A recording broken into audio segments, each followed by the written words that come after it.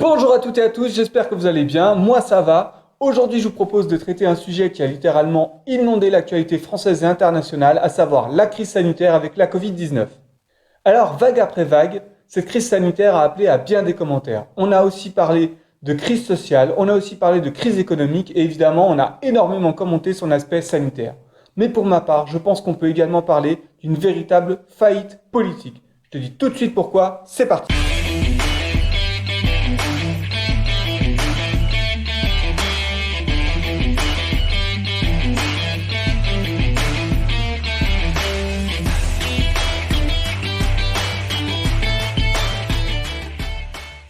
Je me permets un aparté de même pas 20 secondes pour t'inviter, si tu aimes le contenu de cette chaîne, à liker, à t'abonner, à partager. C'est la récompense pour le travail qui est fait. Allez, on continue. Alors, la crise sanitaire en France, au moment où je te parle, c'est à peu près 6 millions de personnes qui ont été affectées, 110 000 personnes qui sont mortes, des pans entiers de notre économie qui ont été littéralement sous perfusion, et pour l'année 2020, une récession de 8%. Alors, quoi qu'on puisse penser des mouvements anti-pass ou anti-vax, on ne peut pas nier une chose, c'est que la mise en place du pass sanitaire, clairement, ça a été une restriction de liberté. Cette crise sanitaire, au moment où je te parle, on peut dire qu'elle est derrière nous. En tout cas, je le souhaite vraiment. Mais quoi qu'il en soit, et même si elle a été très compliquée à gérer, elle l'a été en France, elle l'a été dans d'autres pays, moi je pense qu'on est en droit de s'interroger sur la gestion du gouvernement Macron de cette crise. Parce qu'elle a fait apparaître des fractures profondes, et je crois qu'elle traduit vraiment une faillite politique. Alors, pour parler de cette faillite politique, il faut remonter aux origines du mal. Et les origines du mal, c'est en 2017 avec le candidat Macron. Il avait été beaucoup raillé, ça avait fait pas mal de commentaires et de moqueries sur sa fameuse phrase « parce que c'est notre projet ». Et quel était-il ce magnifique projet? Je te rappelle que dans la Startup Nation, ce qui était glorifié, c'était la réussite. Et je vais citer une phrase du candidat de l'époque. « Notre pays n'aime pas la réussite, ceux qui réussissent suscitent une forme de jalousie ou de suspicion. » Eh bien, c'est vrai. Je peux te dire qu'à titre personnel, j'ai un tout petit peu de suspicion pour des mecs qui se font des milliards durant la crise. Est-ce que cette masse colossale d'argent n'aurait pas mieux sa place dans la poche de ceux qui ont fait de la valeur, qui ont créé des choses, que dans la poche de ceux qui ont simplement regardé croître la valeur de leurs actions? Ce qu'il est important de noter, c'est qu'à un moment donné, et Macron le premier l'a dit, félicitait les petites mains. On pensait évidemment au corps médical, mais également aux métiers tels que les caissières. Mais pendant qu'on félicitait les petites mains, il faut dire que les grosses mains, elles, se remplissaient leurs grosses poches. Quelques chiffres qui sont intéressants sur le sujet, les 500 plus grosses fortunes de France ont augmenté leur patrimoine de 30% durant la crise. Et on a également pu noter qu'on est passé de 95 à 102 milliardaires sur la période 2020-2021. Alors là, franchement, quand on voit des choses pareilles, on peut se dire que la théorie du ruissellement, elle tient pas vraiment. Et elle résiste pas face à un vieil adage qui dit que plus on en a, plus on en veut. Cette crise sanitaire, elle a avant tout interrogé le rôle de la force publique parce que ça ne peut pas être complètement géré comme une entreprise privée qui va être soumise à des problématiques, si tu veux, de rentabilité. Et c'est bien normal. Alors, en mars 2020, je ne sais pas si tu te rappelles, il avait fait son premier discours où il nous avait balancé des c'est la guerre, là, tout le long du discours, mais j'avais failli, pour ma part, tomber de ma chaise. Et pour une bonne raison. Alors, notre cher start-upper disruptif nous avait carrément fait l'éloge de l'État-providence. Donc là, on était d'un coup balancé carrément à l'opposé de ce qu'il nous proposait lors de son programme en 2017. Balayer les logiques néolibérales, l'État pouvait tout, la force publique était là au soutien des Français. Il ne fallait évidemment pas être dupe de ces paroles, il ne s'agissait évidemment que d'un discours de circonstance. Les logiques comptables ont continué à être appliquées au secteur public, particulièrement sur le secteur de la santé où il y avait une casse énorme sur les emplois. Le manque de moyens a éclaté en plein jour avec la crise sanitaire et c'est certainement pas les micro-mesures du Ségur de la santé qui doivent nous faire oublier cet état de fait. Il ne faut pas oublier que le plan Ma Santé 2022 voulu par notre cher président proposait encore plus d'austérité et de privatisation pour le secteur de la santé. Prenons quelques exemples très simples. En fait, si ce plan Ma Santé 2022 diagnostiquait correctement les problèmes de notre système de santé, parce que c'est globalement partagé par tous les acteurs de la santé, il avait quand même des propositions qui sont pour le moins inquiétantes et qui sont toujours valables au moment où je te parle. Une de ces positions particulièrement inquiétantes qu'on a pu voir éclater en plein jour durant la crise, c'est la rente pharmaceutique avec des médicaments qui sont beaucoup trop chers. Eh bien là-dessus, on peut dire que notre président n'a absolument rien fait, c'était pas prévu avant, c'est toujours pas à l'ordre du jour, et tout ça, ça se fait aux frais du contribuable. Évidemment, la fermeture des lits s'est poursuivie, on peut noter la fermeture des petits établissements hospitaliers, Et le remboursement de l'hôpital public n'a cessé de diminuer d'année en année. On se félicite des primes qui ont été versées, mais il y a une chose qu'on oublie toujours de dire, c'est qu'elles accompagnent une détérioration des conditions de travail. Alors qu'est-ce qu'on fait en faisant ça? Tout simplement, on achète la détérioration des conditions de travail. On la fait accepter en filant du pognon aux soignants comme si c'était suffisant. Le grand Jupiter a quand même reconnu quelques erreurs, notamment lors de sa visite à la Pitié-Salpêtrière en 2020. Face à un personnel mécontent, il avait quand même acté qu'il y avait un manque de moyens.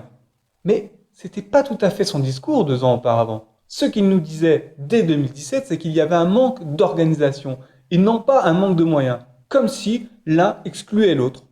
Tout ça traduit que la proposition politique qui a été faite en 2017 n'était absolument pas en accord avec la réalité des besoins sociaux, la réalité des besoins sanitaires dans notre pays. Mais il y a encore plus grave. On a pu voir des terribles dissensions entre l'État et ses territoires. Et ça, pour moi, ça traduit pleinement la faillite politique de Macron.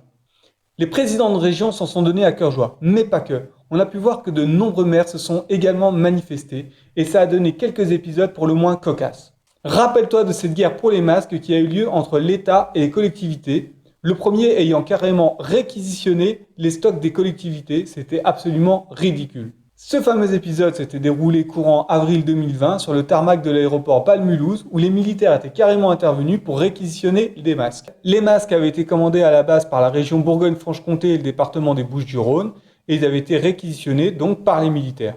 L'État avait quand même reconnu que la méthode laissait un petit peu à désirer. Cet épisode, en fait, il traduisait bien les tensions qui existaient entre l'État et les collectivités. D'ailleurs, on a pu noter pléthore de présidents de région de droite d'ailleurs, qui avait noté de la part de l'État un manque de transparence, une trop forte centralisation et des retards dans les commandes de masques. L'État, avec cet épisode, est apparu comme une espèce de grosse machine aux lenteurs administratives inextricables face aux régions qui se voulaient beaucoup plus agiles et efficaces. Alors, il faut que tu te souviennes qu'à ce moment-là, les présidents de région étaient déjà en campagne parce qu'il y avait les élections régionales et leur intérêt n'était pas que la santé des Français, mais également de conserver leur siège. Puis, à la crise des masques a succédé la crise de la vaccination avec un démarrage qui a été pour le moins poussif, mais il faut reconnaître à l'État qu'au moment où je te parle, la vaccination a été plutôt efficace et on est en avance sur nos partenaires européens. Ce qu'ont fait les présidents de région, c'est s'engouffrer dans les failles de l'État et, pour le dire bien, dans une faillite politique. À un moment donné, il fallait porter des masques, et puis il fallait plus en porter, puis il y avait les problèmes sur les commandes, bref, vraiment, on ne s'en sortait plus. Mais là où réside la faute la plus grave de l'État, la faute la plus grave du gouvernement Macron, c'est d'avoir attaqué constamment la force publique. Évidemment, quand on parle de la Startup Nation, on n'est pas en train de te faire l'éloge de l'État, il est vu comme quelque chose, une espèce de truc monstrueux avec ces cohortes de fonctionnaires qui sont trop lents et beaucoup trop coûteux. Pourtant, cette crise a démontré l'importance de la force publique, l'importance de remettre le commun au cœur de nos débats, de nos échanges, parce qu'il n'y a que comme ça qu'on peut affronter les crises majeures auxquelles nous allons être confrontés certainement de plus en plus souvent. De ce fait, avec une vision politique qui n'était pas adaptée, avec un discours qui n'a cessé de dénigrer la force publique et donc la force de l'État, on est rentré dans un gouffre entre le peuple et les institutions politiques, parce qu'il n'y a plus aucune confiance. La défiance est vraiment à son paroxysme, on l'a vu déjà précédemment avec les Gilets jaunes et ça s'est poursuivi maintenant avec les mouvements anti-vax et anti-pass sanitaire. Et c'est bien normal, parce qu'on assiste à une véritable cacophonie faite de reculades où on va dire tout et son contraire.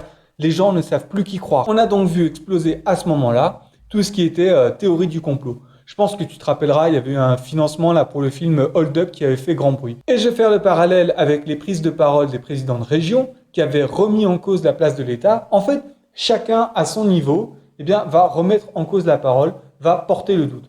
Alors, parfois ça peut être très simple de porter le doute, mais pour moi, ça marque vraiment la faillite politique. Cette faillite, elle traduit l'incapacité des politiques à répondre en fait à cette crise sanitaire, mais en réalité aux grandes problématiques traversées par notre société, et pour une simple raison, c'est qu'ils n'en ont plus les moyens, parce que le pouvoir, il a changé de camp. On l'aura vu en début de vidéo, en fait les grandes fortunes n'ont cessé de croître durant la crise pour une simple et bonne raison, c'est qu'aujourd'hui le pouvoir, il est dans la sphère privée, il est du côté des multinationales.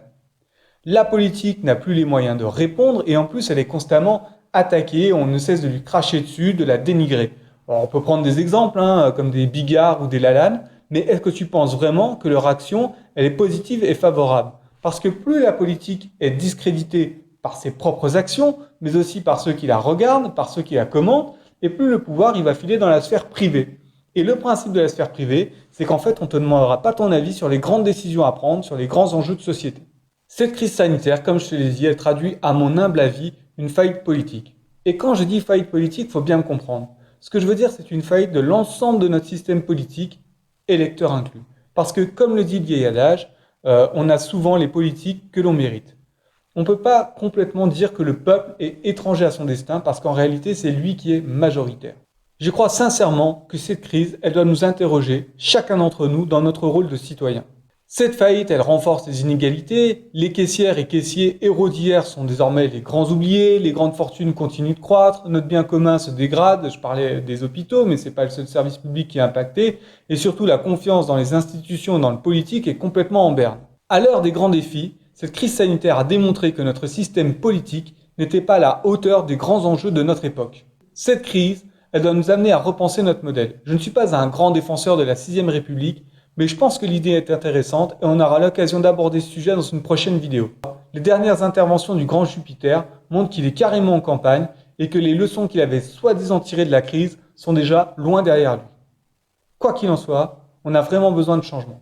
Voilà pourquoi je pense que cette crise sanitaire traduit en réalité une faillite politique et qu'il est plus que temps de repenser notre système dans son intégralité, surtout avec les élections présidentielles qui vont approcher. J'espère que cette vidéo elle t'aura plu, elle t'aura apporté un éclairage intéressant.